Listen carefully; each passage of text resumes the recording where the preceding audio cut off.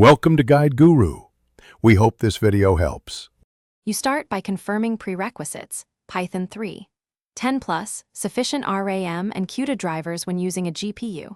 Next, clone the open source model repository and download the correct weights so versions match.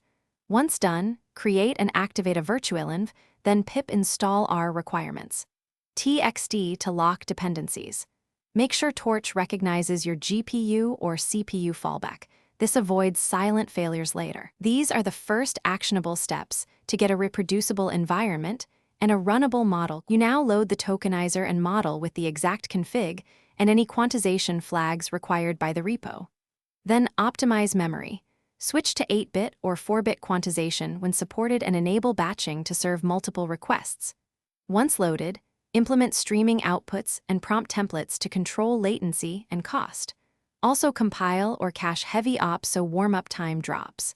These middle steps balance performance and fidelity. They let you run larger models without running out of memory or facing long cold starts. You finish by deploying an API endpoint using Fast API or Gradio, adding rate limits and simple auth to protect resources.